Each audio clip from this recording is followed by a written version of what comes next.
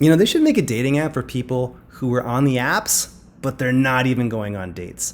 They're just swiping while they're sitting on the john to kill time. You could call it plenty of flush.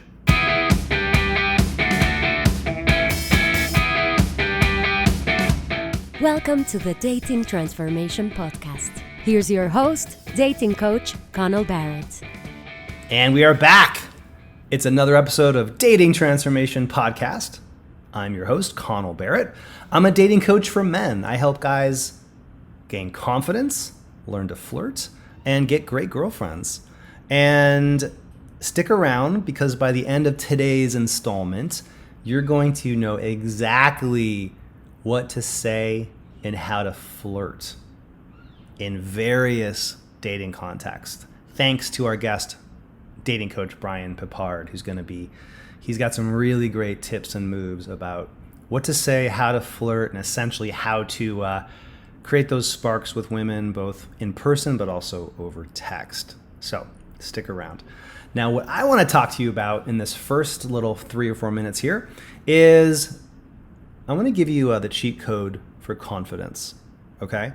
I want to give you not necessarily the fastest way to get confidence, but I'm going to give you the secret to lasting confidence. And let me do it by starting with a story. So back in the late 00s, I desperately wanted to be able to approach women, much like you. Probably. I saw them everywhere in New York City where I live, and I saw them in bars. I saw them in Starbucks. I was surrounded by gorgeous women. I was very single and lonely and had never really had any dating success. So I struggled with approaching. Basically, I lacked the confidence to approach. And I felt like, oh man, if only I had the confidence, then I could go talk to these girls. And that is a huge myth. Here's a quick story. The very first night I ever went out to approach women, and this is the very first chapter of my book. So if you've read Dating Sucks But You Don't, that first chapter, I tell the story about meeting a really beautiful woman on the rooftop bar. And these 3 Wall Street guys came over and almost stole her away from me. That's from this night. That was my very first night ever approaching women. So before I went out on that rooftop that night, it's July 2009, and I remember thinking, oh my God, tonight's the night. I'm finally going to approach women at night at a bar. I'd never done it before. I was 38 years old. And before I went out and approached a single woman, I had to go into the men's room stall, and I basically had a panic attack. I got dry heaves. I essentially started to vomit, except nothing came out because I hadn't eaten or had anything to drink. And I didn't realize it at the time, but it was a panic attack. And essentially, it was triggered by the fear that I was about to find out, maybe I was about to find out that women just did not like me.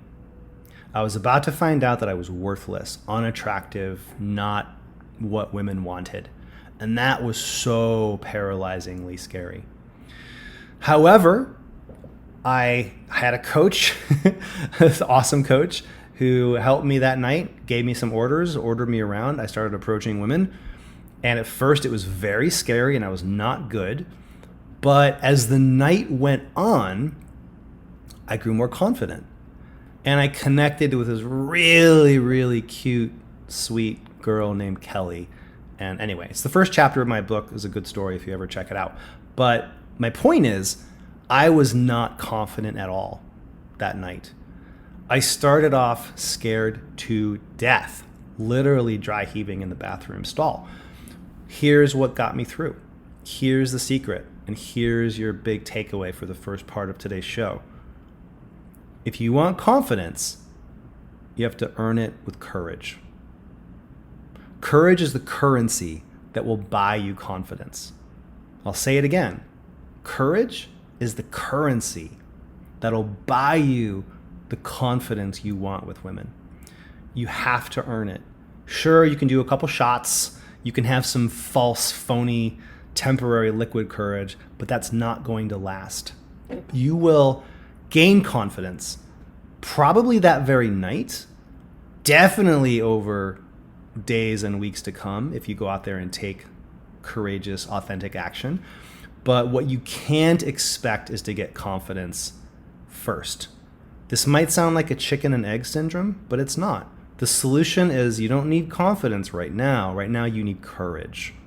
It takes courage to walk out on a busy rooftop bar covered with gorgeous women in tight, tiny dresses and to start approaching them. It takes courage to ask your crush out for a date.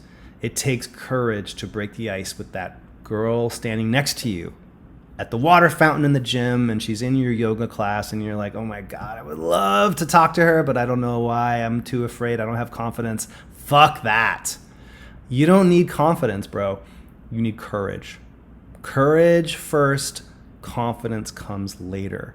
When I go out with my clients, we go out talking to girls, I can literally do almost anything in terms of like bold, cool things. I'm not saying that to brag. I'm saying I earned it with a lot of scary, knee-shaking approaches at first. But that courage will buy you the confidence to approach, to make the moves, to find the woman you're going to share your life with. So don't make it about confidence at first. Pay your dues.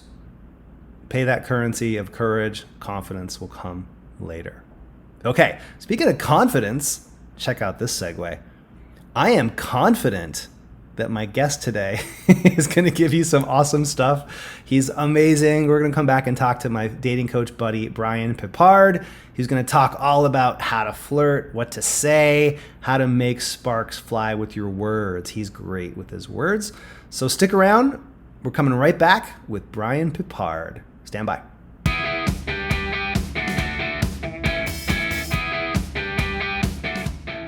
I'm gonna read your mind.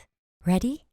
I'll bet that you would love to confidently approach women, get great matches on the dating apps, flirt with charm, and attract your dream girlfriend. Right? But fear keeps you from approaching. You're not sure how to flirt. You struggle on the apps, and desirable women just don't seem into you.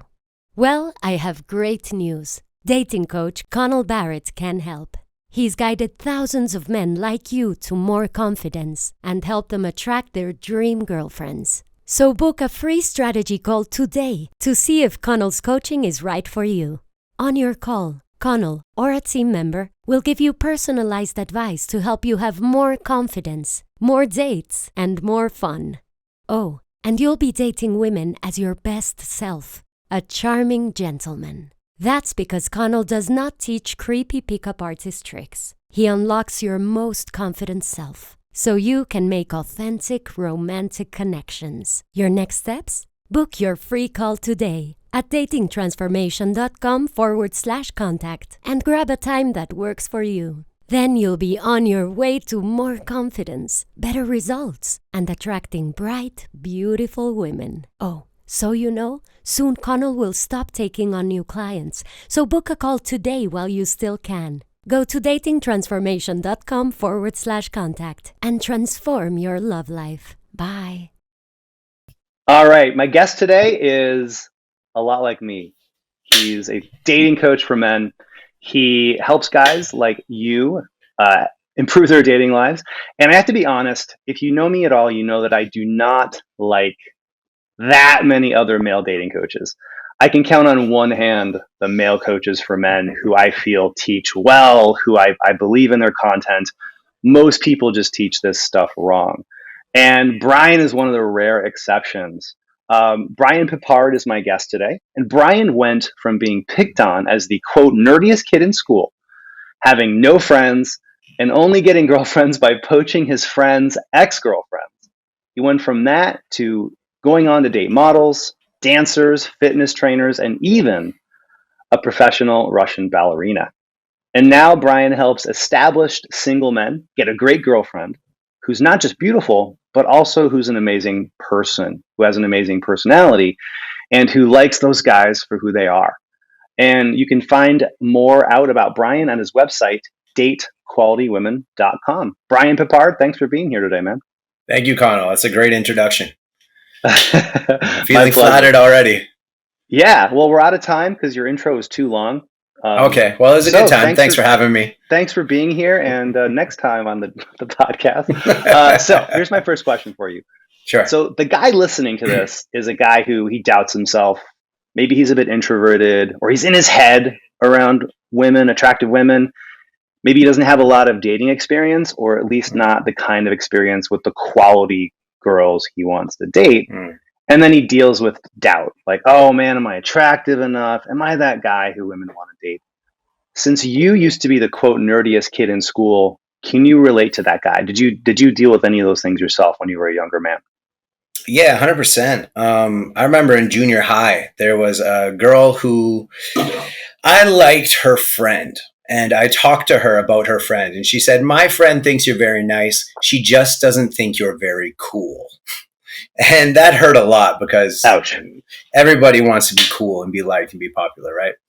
And I went through tons of rejection, just rejection after rejection after rejection for years and years, and never dating the kind of women I really want to date, which is why I ended up poaching my friends' ex-girlfriends and costing me 3 of my best friends in the process, because I did not know how to meet and attract other women.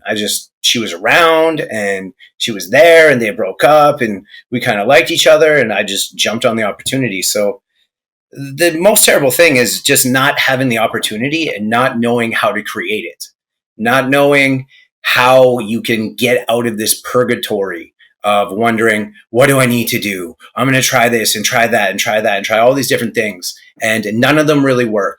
And I almost gave up and got frustrated, just say, forget the whole thing, but I'm really hard-headed. So I wouldn't deal with that. And at the time, there wasn't a lot of really good advice. So, I understand 100%. Let me jump in real quick. What didn't work? What was some of the advice you got and tried, but it just did not work back in the day?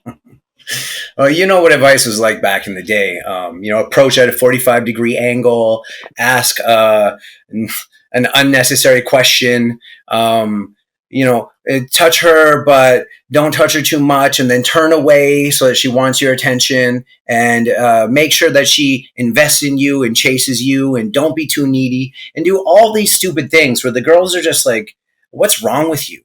Like, why are you so weird? No one actually acts like this. Right. And I do all these things, and sometimes I'd get success. Sometimes I get some success.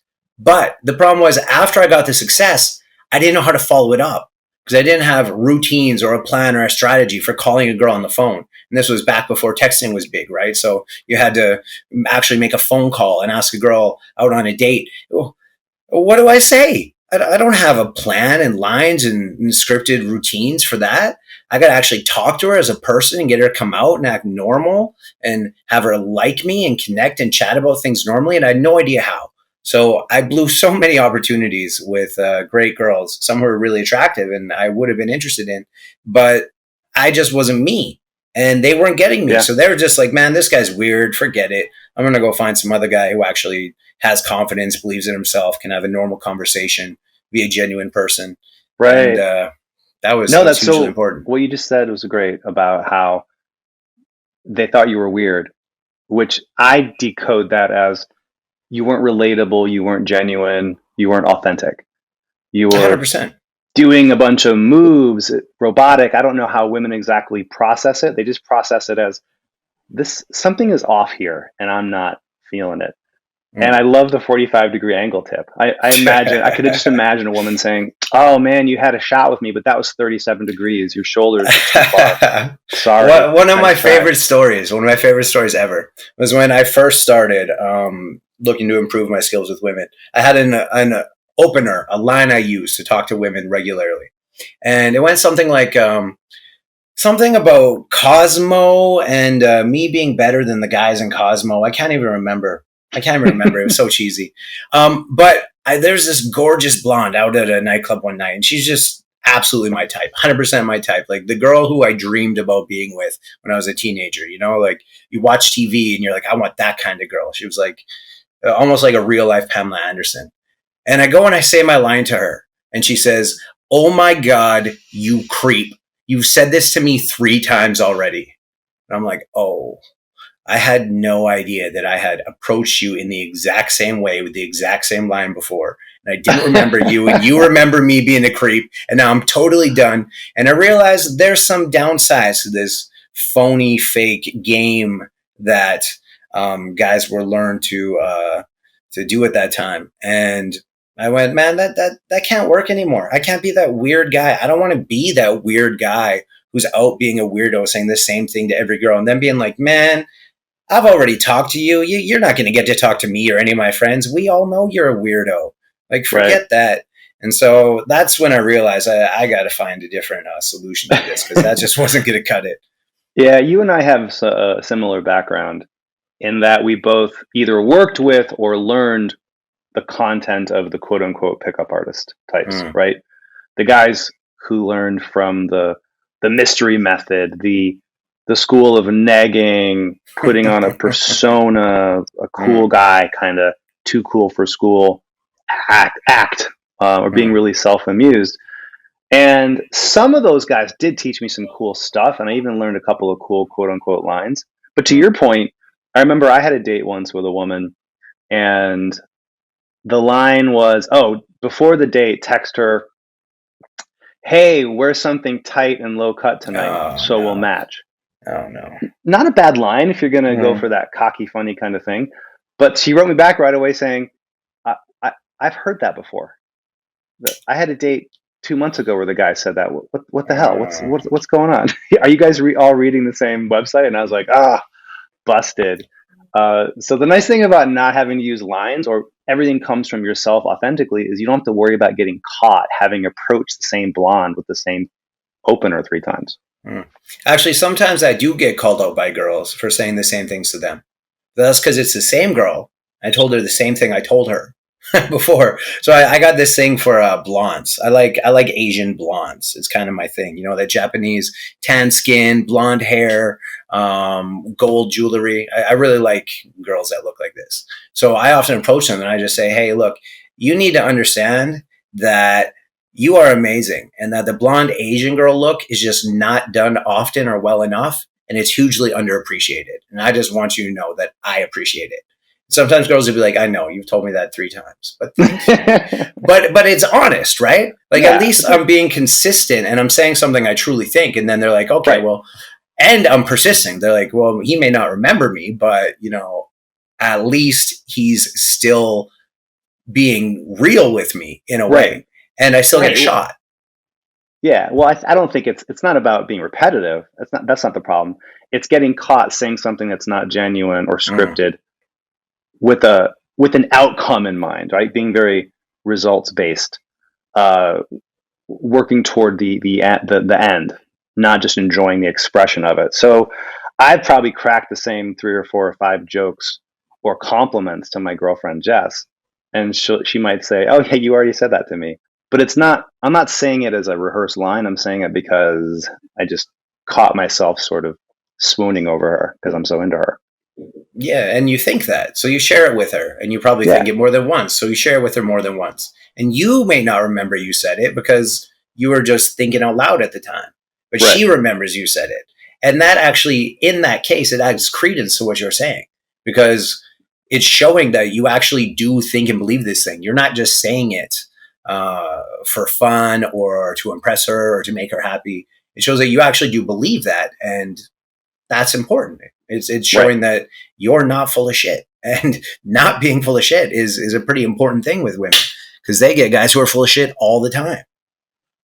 Got it. Okay, so back to your story and your growth, your evolution in this area. So you were once the nerdy kid in school, few friends, stealing, poaching your buddies' exes. What changed the game for you? You know, share an aha moment in your journey about learning success with women and dating. Sure. Well, what really started it was I was 21 or 22, and I was going to Japan for a year to teach English. And right before I went, my friend who had come back from Japan said, hey, there's this book called The Game, and it's about how to meet and pick up girls, and you should read it. And I was like, okay, cool, I'll read it. So I read it on the plane over there. And I did like a few things in the books. Like you said, some of the principles are applicable. Some of them are useful. Some are kind of full of shit. Some are useful. And I did some of them, and I got better results than I'd ever gotten in nightclubs in my life, because women just ever like, they just ignored me, mostly at school as well. So when I came back, I realized, like, if I want to have the same kind of dating life I had there, if I want to have as much fun, meet as many awesome women, have as many dates, then I'm going to need to do something, because I don't want to go back to being the dork. I don't want to go back to struggling and no girls liking me and wondering how to overcome everything, and just spinning my wheels and being frustrated and sitting there with my friends when we see a girl that we think is hot, being like, oh yeah, she's so hot, oh yeah, I totally chat to her, yeah, and then never do it. So I was like, all right, I need to sort this out. And so I took in all of the information I could from all different people and all different places. And some of it was good, some of it was bad. At the time, I think mostly information was fairly bad. And like, the one thing my friends gave me credit for at the time, it wasn't that I was like really good with women. It was that I was consistently going hard. I would approach so many women all the time. Brian? Like, I got bit on my hand, and kicked in the balls and kicked in the shin and drinks thrown on me and the whole gambit. And they were just like, man, I give you credit for being relentless, because you are ballsy. You will go out and do and try almost anything. And I'm like, well, how else are you going to get it, right? So through doing all this experimentation and trying all these different things and finding out what really works and what doesn't, I've been able to hone down what really does work, while still being my authentic self and enjoying interacting with women, so that I don't have to put on some fake facade. I don't have to use a bunch of corny lines, though we do. Almost any guy who is good with women and has a lot of dates does end up repeating sort of the same things they say, because, I mean, there's only so many things to say in their similar situations, right? Which is not a bad thing. But now they actually work. And they're not weird, and they're not scripted. They're not from someone else. They're from me, and they're what I think and what I feel. And so to me, that's been the biggest thing, is to not put on some fake act and try to do a dance to get women to like you, like a peacock or those birds that jump on the tree branch. Right. I'm going to share a quick story. Absolutely. And then I'm going to ask you if you have your version of this story, because I'm sure you do. But a big breakthrough night for me back in the day, when I had a very similar moment that you just described, when things started to click, when I stopped being fake and pickup artisty and started just being more natural, is I went out to a club for the night and Saturday night, and I said, you know what, I'm going to take action tonight, but I'm not going to try. In other words, I'm not going to like put on a song and dance and try to be somebody. I'm just going to walk up and say, hey, what's up? How's your night? And see what authentically, naturally comes out of my mouth. And granted, I'm sure plenty of girls blew me off. It's been many years.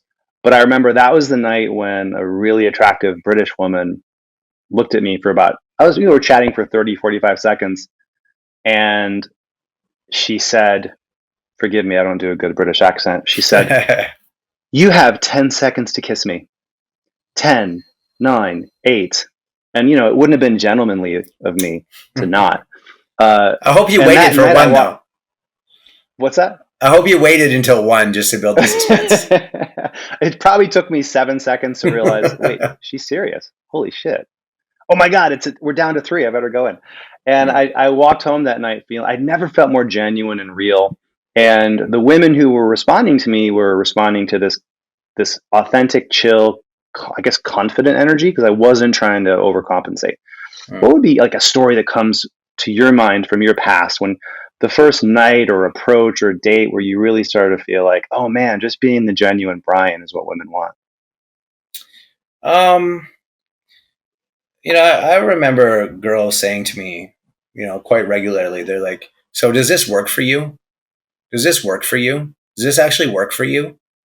And I was like, why do these girls keep saying that to me? Like, I'm clearly awesome. I'm clearly the man. I'm so cocky and I'm so funny and I know exactly what to say and do. But I realized that they would rather have, and most people, the truth in life is that good is better than perfect, because perfect is impossible. So when we're trying to act perfect, we're trying to be perfect, people see this phoniness and they go, that's not real. No one can be perfect. No one's really like that. And when you just accept that you're going to make some mistakes, you're going to say and do some dumb things, but good is better than perfect. So if you're trying to be perfect, no one trusts you and it's impossible because it's fake. But if you're just doing you in a way, and I got to do a good version of you, you can't just be like, oh yes, but I'm so sad today and nobody likes me and that's how I am. Then no one's going to like you, right? You have to do a very good, confident, belief filled,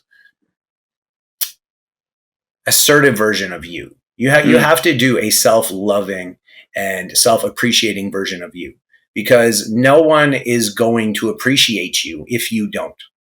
Now, two ideas about this. One, there's something called mirror neurons. So when we look at someone, we can see their face and we can feel how they feel. So when you look at someone, you can tell they're angry, or you can tell they're sad, or you can tell they're confused or something. Your mirror neurons fire. So when you feel down, lack of confidence, you feel not good enough, you feel like you're not worthy, you feel like, why would anyone like me? You feel like, oh God, I hope she likes me. She can literally see it on your face and feel how you feel. And then, since she feels what you feel, she goes, oh, this guy makes me feel like that when I'm around him. And then she goes, well, I don't really want to feel like that. I don't like that. And then the self-doubt you have transfers over to her. Right. And she doesn't want to be in that emotional state, right? She wants to feel good. She wants to feel happy. She wants to feel confident. She wants to feel fulfilled. She wants to feel assertive, and like what she's going after in life is important and she likes it. So that's the first point, is that how we believe and how we feel directly affects how women believe and feel about us. So it's very important to internally get those shifts right, because until we do, it doesn't matter what we say or do, because what we think, what we feel, what we believe, who we are is more important than what we say.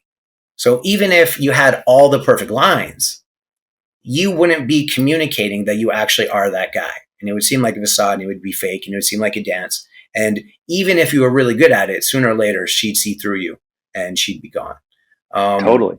So that's massively important. Yeah. And I forgot the other point I was going to make, but. Let me just echo what you just said, because I love that point about mirror neurons, and how what I heard you say essentially was what's happening on the inside of you is going to be projected outside of you in your 100%. Facial expression, in your energy, for better or worse. Absolutely. So when guys say, oh, what do I say? What's the line? How do I approach? What words? Hey, I want you to have the best words possible. But I could give you could give one of your clients the best tested opening approach line ever. But if he walks up and he's like, he's a scared little sheep and he's afraid that she's going to reject him, and the rejection means he'll end up having to date an inflatable woman and end up, living with monks and never have a woman, then the line's not going to matter, because she's looking at all these other sub-communications that are kind of emanating from inside of him. Exactly. And if he didn't have the perfect line, but he just went up confidently and he was just like, hey, you just got great style. You just look amazing and I wanted to meet you. Blah, blah, blah. She's probably going to be like, well, okay, Mr. Confident Guy, why do I have such great style? Why do you want to meet me? Let's see if this is a good match. I do a fun drill with guys in field when we go out to chat up women in New York City at night and in the daytime. I help a guy get into that great, really good state that you're just talking about, with those beliefs about his worth, his value, his attractiveness to lots of women. And then I say, okay, what's the first word that enters your mind? And he might say, I had one guy say, I don't know, Pop-Tarts. I'm like, cool. Pop-Tarts is your opener. Go say Pop-Tarts to that woman in the red dress at the bar. He walks over and he's laughing because he knows how absurd this is, but also he's having a good time. He's got good posture. He's got a sly little smile. He walks over and he's like, hey, excuse me, Pop-Tarts. She just bursts out laughing like, what? What are you talking about? But she's giggling. She's into his energy, not so much the words. I'm not saying, by the way, listener, I'm not saying go say Pop-Tarts every time. Pop-Tarts, Pop-Tarts is 100%. Pop-Tarts is a cheat code. That's all you need to say is Pop-Tarts. Pop-Tarts, Pop-Tarts, Pop-Tarts. Girls, Victoria's Secret models will show up in your bedroom. They'll be knocking on the door. It's like Wizard of Oz and the Little Red Shoes, you know. Okay, let's talk about what to say or what not to say, because even though I think we both agree that the words aren't as important as the vibe, the confidence, the energy, at the same time, you want to have some good stuff to say. And one of the things I love about your teaching, and sometimes you help me with my clients and I run some things by you, is you are really good with words. You're good with what to say, what not to say. Can I throw a couple of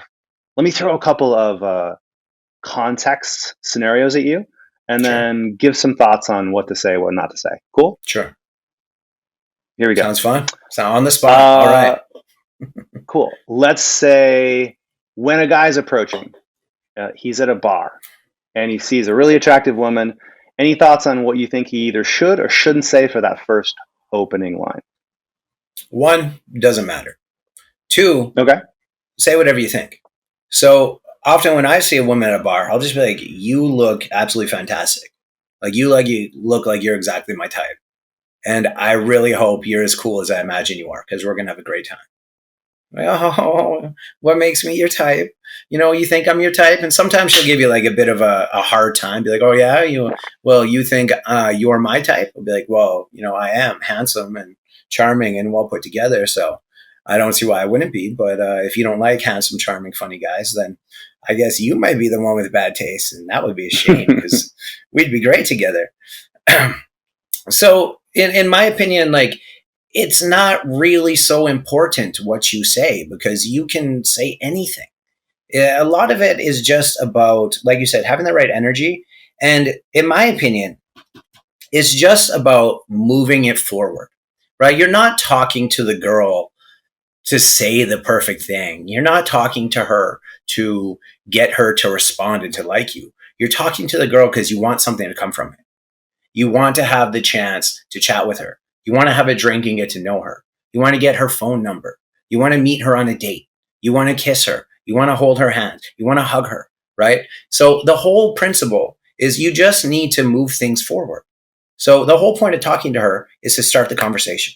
The point of starting the conversation is to spend time together, chatting, vibing, getting to know each other, and building some sexual chemistry. And the whole point of building a sexual chemistry is to have a reason to exchange phone numbers and get together to have a drink to build on the sexual chemistry, or a date or dinner, whatever, but I prefer drinks. And the whole point of having the drink is to continue to build that, to see if the sexual chemistry is still good and see if there's potentially more there. And so what you say is not terribly important in most cases. There are going to be a few times where, like, you want to make sure you respond the right way, because, it's not necessarily it's a test, but sometimes there's only one right answer. Women will sometimes give you questions like, if your girlfriend's like, babe, how do I look today? You have to say you look great, right? It's not like, oh, well, you're getting kind of fat and your pants don't quite fit. And, I don't like how you did your hair today. You might be able to tell her that you don't like how she did her hair that much. But there's some situations where there is really only one right answer. But in most situations, it's not that. You just need to move things forward. And the fact that you're moving things forward shows you're confident, you're cool, you trust she's going to have a great experience. Otherwise, you wouldn't be moving it forward. You wouldn't be looking to lead her and pull her along with you. And as long as it's moving forward and she's having a good time and it's not weird and she feels some kind of connection and you feel some kind of connection, then chances are she's just going to follow. Or if she doesn't follow, she at least won't pull away. So you have more time to hang out and build chemistry and build connection and build fun and banter and sexual tension, and then continue moving forward again. So it's not that important what they say. It's just important that they say something, and they say it confidently and fairly authentically, because she wants to know who you really are. And she's going to test to see that. And if you can't be you to some extent, then you're going to fail the test, and she's going to choose someone who is. Wow. That was so great. If you can't be you, you're going to fail the test. Yeah. That's powerful stuff. Thank you. I wish I'd had that quote before I finished my book, but better late than never. Your book was so great, though. Your book has tons of great quotes in it. Stop. Go on. It's just true. And so many good stories. It's a great book. If you haven't read it, make sure you read his book. It's a really good read. It's funny. It's informative. It's valuable. And there's tons of real world stories that you can really identify with. And they're fun to listen to and find out about. I paid him $10,000 to say that. Thank you, Brian. Man, you could have paid me more. Is the microphone still on? Wait, what? Okay. A part 2 question. Okay, that was great. Thank you for the endorsement, by the way, the book endorsement. No problem. That means a lot. It's a great book. And you're in the book. You make a little cameo. I am actually in the book. Sucks, super cool. But you don't.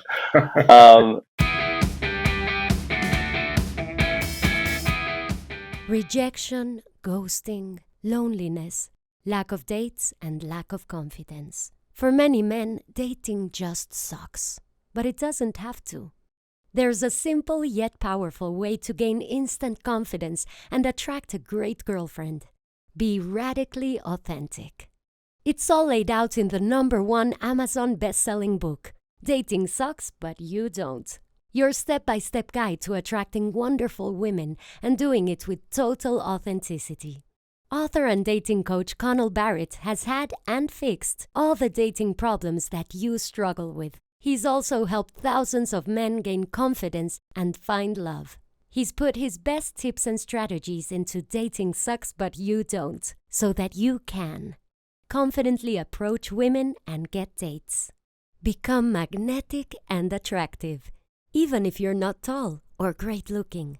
Always know what to say to make sparks fly. Get lots of great matches and dates on the dating apps and attract your dream woman.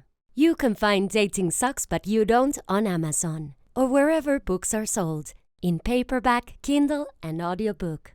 Get Dating Sucks But You Don't today to transform your confidence and find your dream girl. Part 2 question. So you just talked about, here's what you say when you want to approach a woman at night, which is, don't worry about what to say. Just say anything. If nothing else, tell her that she's your type. Hey, try that on for size. Brian likes it. You should give it a shot. What about this, though? What about daytime approaches? A lot of guys, some guys can drum up the courage at night, maybe with a little liquid courage, to talk to women at a bar, at a club. But in the daytime, she's at the gym. She's on the park bench. She's at the Starbucks. It's a lot harder for a lot of men to give themselves permission to talk to a woman, an attractive woman, during the day. What do you say to that guy who thinks it's weird or creepy to approach a woman during the day? One, it's not weird or creepy for people to talk to each other. People talk to each other all the time. If you look at it as you're just talking to someone new, you're getting to know them and find out about them, then it's not weird. The second thing is going to be almost the same as my first answer, which is the whole point of starting the conversation is to move things forward. So doesn't matter what you say. She's reading a book. You're like, oh, cool. What book you reading? Oh, yeah, that's really cool. I'm reading this book recently about this. You might like that too. Blah, blah, blah, whatever. Doesn't really matter. Sit down, chat, get coffee, find out about them. It's totally normal. It's not weird. For me, my go-to, because I like very attractive women. I like very fit, very well put together, feminine women. And so in that case, I can almost always compliment her on how well she's dressed, on how fit she is, on how good her style is. And women love compliments about that, but one particularly about things about themselves that they have earned. So for example, if I say, oh my God, you're so beautiful, she didn't earn being beautiful. She was born beautiful. But if I say, you just have amazing style and I want you to give fashion tips to all the girls around here because I want every girl I see to look exactly as good as you do. She's going to be like, nice. Wow. Thank you. And 2, she had to put her thought and energy into looking that good, that well put together, that presentable. Right. I'm basically saying, I think you're sexy AF, but I'm not saying I think you're sexy AF. I'm saying I appreciate this thing about you that you put work into, which I do appreciate. And I do somewhat do myself. So I often say, I'm a fairly fashionable guy, but I have nothing compared to you. And she's like, well, you look pretty good. I'm like, oh yeah, thank you. And now we're kind of flirting back and forth, right? So I like to compliment and comment on women's fashion, fitness, hair, whatever. One, because it's low hanging fruit. Two, because it's something they put work into and they set it in order to, a lot of the time, to attract men. And three, because it creates this flirty vibe where now you're saying, I noticed you as a woman. And that's very important because a lot of guys will make platonic conversation forever, hoping that something comes from it. But it doesn't because they're not leading anything forward. And the woman, 99% of the time, is not going to lead things forward. But I'm already leading things forward saying, I noticed something physical about you, which means I must think good things about your physicality, which means I probably think you're sexy and attractive, which means we're already moving in a direction where things could become sexy and attractive between us. And that's very important. It's also, that's where a lot of guys drop the ball. No, totally. You're right about it. Creates a flirtatious, it says, hey, this is a story of boy meets girl. This is our rom-com moment. The frame I love to give men for a daytime quote unquote approach is, first of all, don't even use the word approach. You're just chatting up an intriguing stranger, and there might be some flirtatious chemistry there. And if so, enjoy it. But you're not approaching, you're just breaking the ice. But what I like about the compliment about her style, her clothes, her fitness is it's giving a woman less to potentially resist, right? As opposed to walking up and saying, you're sexy AF, which can work, but it's also going to be very polarizing, especially in the daytime. In the daytime, if you walk up a bit more situational and, oh, hey, I just happened to notice that you look great today with that outfit and the belt and the shoes match. Wow, it's really impressive. You should give all the women in this park that help. That's going to be she'll be much less likely to hold up a stop sign. In fact, she'll probably want to hear more. Would you agree? Yeah, 100%. And it shows that, one, you notice things and details. You're not just using the same blanket line on every woman. That, two, you appreciate nice things, which says something about you as a person, because she probably wants a man who appreciates things about her. And three, that you noticed her specifically. And that says, well, if you notice me specifically, then you must have interest in me. And I'm curious, why? And of course, the answer is, I think you're sexy. But we got to wait to find out just how sexy I think you are, and find out just until I'm going to tell you that it's because I think you're sexy. And that's usually on like the first or second date, right? Because you don't want to be moving that forward, right? It's one thing to move forward, but it's another thing to, jump the starting gun and run through the wall into the audience and ride out the stadium into the street and get hit by a car or something, right? You do have to move forward, but you do have to do it at a reasonable pace generally. Got it. Okay, let's sticking with the topic of what to say, how to say it, but changing to online dating. You're also a really good online dater / teacher of online dating, Tinder, Bumble, Hinge, what have you. One of the most common questions I get from men is, oh, how do I break the ice? What kind of opener should I use? What do I say?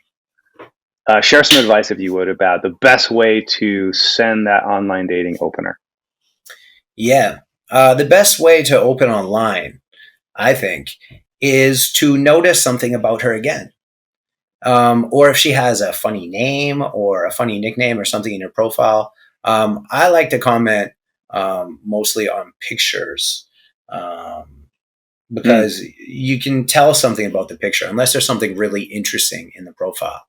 And so you notice this, and I don't know. Let me see if I can find an example really quick. And nice. Let's see. I'm gonna find a girl. Okay, so this girl has something about color in her profile. I say, what color is it?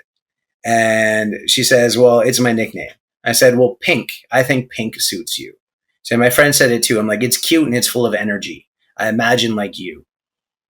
So you can see that I'm asking one a question about something that's relevant to her pictures and her profile. And then I'm saying, well, I think this about you, because pink is a nice thing for girls, right? If you said it was black suits you. For a very feminine girl, you'd be like, well, why does black suit me? I'm very feminine. Black is not the most feminine color. If it was a very like emo or gothic style girl, you said, oh, I think pink suits you. She'd be like, oh, I hate pink. I hate that kind of crap. I like, energy. I like dark energy and metal and magic and stuff. It wouldn't suit. But this girl's pretty cute. Right. And she seems very feminine. Yeah. So I'm like, pink suits you. You seem very feminine. You seem very cute and full of energy. I imagine like you. And she says, yes, I'm a cute pink girl. So the leading forward, noticing something, and then making that thing mean something positive about her shows that, once again, you pay attention to her, and it's moving things forward in a way. I think you're cute and full of energy, which is a good thing. And then she's like, oh, yeah, I am cute and full of energy. I'm like, great. Then we'll have a great time on our date, because you'll be cute and full of energy, and I'll be cute, full of energy, and full of whiskey sours. So let's go do it. So it gives you a good segue. Pink outfit. Yeah, we're both going to wear our best pink outfit. You'll wear your pink dress. I'll wear my pink pants. It's going to be a romantic pink date. Do you have pink pants? So the underlying concept here. I'd be impressed if you did. Don't make it kind of like approaching woman. Don't make it generic. Don't script it if you can help it. Notice something that's interesting, intriguing about her and relevant. Because whatever is about her is going to be more relevant to her. Is that what you're saying? Yeah, absolutely. And one, that's like top tier. Sometimes it's hard to find something about a woman to comment on, to notice. Sometimes it's just some pictures, and you don't want to spend 10 or 15 minutes thinking about some observation about her, right? Or you just can't think of anything. So that's the best possible situation. Next, I just like to say, hey, you just look like you're exactly my style. And a lot of girls will be like, well, what about me makes you your style? I'm like, well, you seem cute and flirty and feminine, and like we'd have a really good time on a date. She's like, oh, yeah, you think that? I'm like, yeah, I think we should have some drinks and find out. What do you think? She's like, well, yeah, I could be open to that. I was like, all right, cool. So when are you free? So, 4, 5, 6 messages in, we're already setting the tone for having a date. So always make sure that, one, when you're opening, you can notice something, or I like to use, you look exactly my style. And then make sure you're talking about going on a date ASAP. You're seeding the idea. You're planting the idea that you're going to go on a date together, and it's going to be a great time right from the beginning. Like some guys, I talk to, they're like, oh yeah. Like one guy I was coaching, he was saying like, oh yeah, I waited like 2 months. I messaged with this girl for 2 months, and then she just ghosted me. I'm like, yeah, because you messaged with her for 2 months. She doesn't want a pen pal for 2 months. She wants a guy to go on a drink and have a date and make her feel like a woman. So from the beginning, if you start moving it forward and setting the idea of we're going to have a date, there's a high chance that sooner rather than later, you're going to have a date, because she doesn't really have a good reason to say no, because you're having a good time, you're sharing good vibes, good energy, compliments back and forth. So why wouldn't she want to meet you? Yeah. Right. So many times women have said to me, or sometimes they even write this on their profile, not looking for a pen pal. Right? Yeah. They're not on Hinge or Bumble. For the most part, they're not there to just message back and forth. They want to meet a cool guy who's going to give them a nice evening out. So it's better to ask them out sooner rather than later. But to your point, you believe in, before you ask them out, you talk about what you might do together. Is that right? 100%. Because this plants the idea and lets her know you're interested in meeting. So there are some women on dating apps who aren't there to meet. They are just there to get attention and validation. And I'd say it's probably like, I don't know, 25, 30% maybe. There's a significant portion of girls. That many? Maybe. Well, on the high end, right? Okay. But we'll say 1/3 of the girls just are there just for validation and getting attention. Okay, cool. So you talked about getting together for a date, but she has responded about going for a date. And you share some more banter back and forth, some more compliments, more observations, getting to know each other. Oh, we should go for a date.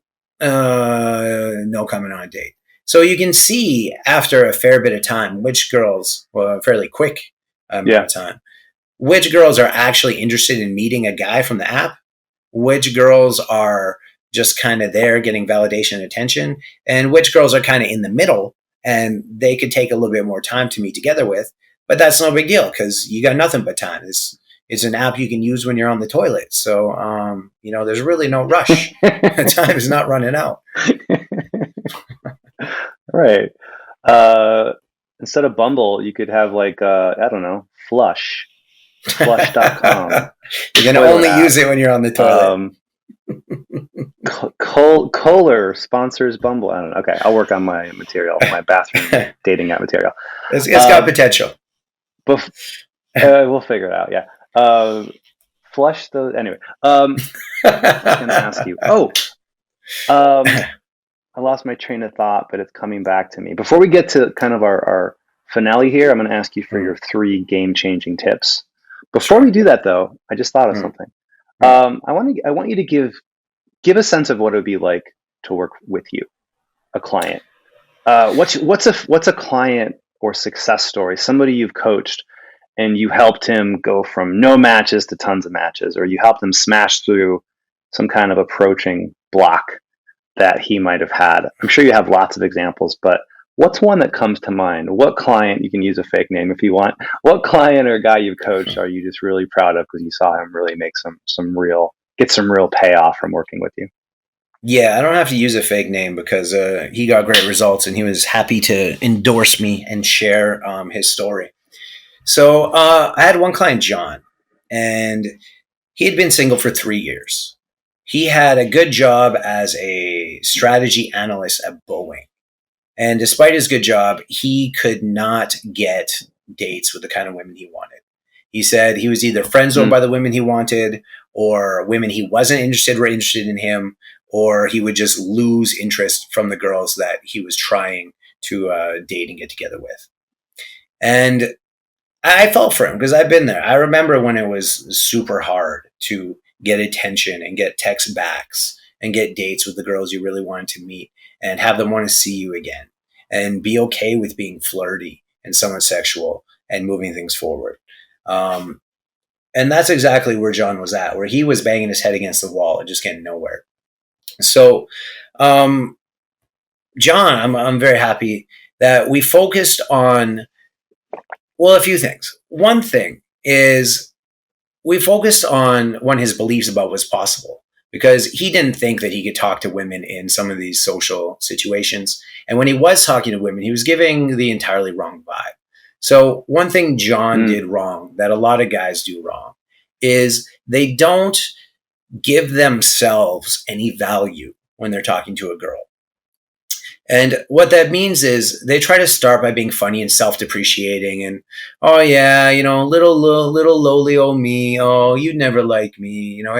I'm just, I'm not the fittest guy. They do self-depreciating jokes from the get. And when you're with your friends and you're with people who know that you're cool, the self-depreciating joke is funny because they know that you actually are the opposite, right? If Justin Timberlake jokes about being ugly and girls not wanting him, they go, ha, ha, ha, that's funny. But if the Quasimodo... Ryan Reynolds, I've heard Ryan Reynolds crack tons of self-effacing jokes. He's freaking Ryan Reynolds. It's going to play great, right? Exactly. Right, but if you're not Ryan Reynolds and she doesn't know anything about you, then you better not be purposely making yourself look bad. You ought to be making yourself look good because she literally knows nothing about you. So she's going to believe whatever it is you present to her at that time. So, for example, when I said like, oh yeah, well, you don't like funny, charming guys, you don't like handsome guys, like that. She said, well, what makes you think that you're my type? I said, well, I'm handsome and charming and funny. Like, of course you'd like a guy like me. I could have been like, well, that's a good reason. Well, why would you like me? I don't know. Why would you like a guy like me? I have no idea. And then she turns around and talks to someone else. Right? Yeah, you're done at that point. That's right. So she is asking kind of a literal question. Why would I like you? And do you have the confidence to say and believe positive things about yourself? Do you have the wit and the charm to almost tongue in cheek be like, I am awesome. And you will like me if you get to know me. And if you don't, that's fine. But I think you'll be making a mistake. And, it's that sort of idea where they need to present themselves as a catch So then the woman initially will also see them as a catch, or at least a potential catch. And from there, they can continue moving forward. But John would make self-depreciating jokes and just ask like very platonic, silly sort of questions, not make jokes about them, not add compliments, not add value. He was just trying to like get attention and get affection and kind of self-worth from the girls. And that kind of black hole is hugely unattractive, right? So I really had to work on him on presenting, one, that he's a valuable man that women would want to be around, and two, communicating to them the awesome parts of himself, his sense of humor, the cool things he does, the stories he's done in his life, the cool places he's been, just his great personality in a way that added value, that showed his value and added value to the women. So then they were intrigued. They were like, okay, cool guy. Let me see what you got. And then from there, he can continue moving forward and get more and more results. So in doing so,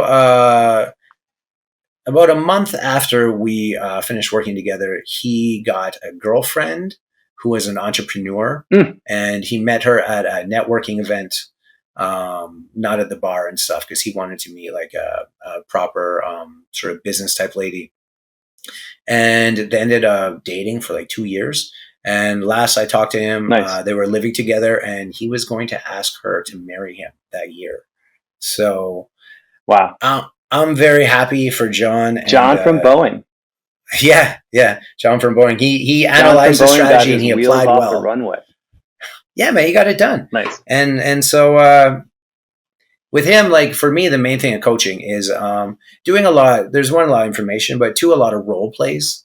Because I find role plays are very effective for men, because the idea of applying in the situation is hard when you haven't practiced it. So I like to use role plays with the guys where I pretend I'm the girl, because I've heard girls say so many things to me, over like, 15 years and thousands of women. I've heard almost anything, almost everything. So when we role play a situation, it's like, I know how to make it easy. I know how to make it difficult. I know how to make it in between. And he can get practice for these different situations and how to handle it and express himself in a way that does move things forward. So he does start getting towards the results he wants. And he told me that the role plays were the best part of our coaching. So I really like those and find those useful. And so do my clients. Nice. Yeah, I do that with my guys often. Flirting role play. I give them tools where we have some fun banter back and forth.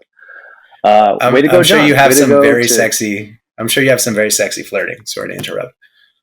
I have really nice legs if I was a woman. So as a man, I don't know. I do my best to try to impersonate. I tell them, call me Connie, the tall, slender, sexy redhead. I'd like to see you shave your legs. Okay, we got about three. We have about 3 or 4 minutes left. Let's finish strong with the 3 game changers. Looking back on your long career as a dating coach, but also someone who personally went from that dateless, friendless nerd back in the day to dating models and fitness influencers and just really being a master at this. If you would give us 1, 2, 3 game-changing tips that you think the man listening to this, he doubts himself. Maybe he's either settling or not dating at all. Give us 3 game-changing tips. Sure. So actually all 3 we kind of touched on during our talk, which is not surprising. See, if you're talking about the most important game-changing things, it makes sense over, a 45-minute conversation about the topic that it's going to come up. So I'll just reiterate and expand on them again. So the very first thing that is the most important thing that a lot of guys don't do because they're too afraid.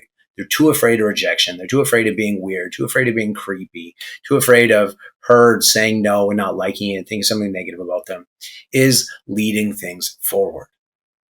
So they need to start the conversation. They need to make it flirty, a little bit sexual, create a little bit of sexual tension, find a reason to get her phone number, text her, make sure it's fun, it's playful. There is some sort of sexuality involved in it in some way, some sort of sexual tension, a reason to go on a date somewhere that's going to be somewhat intimate or at least really fun, right? Like no sitting across from each other, super boring dinner dates. There's no tension. It's not that much fun. It's just food and plates and food in your mouth. It's not that great.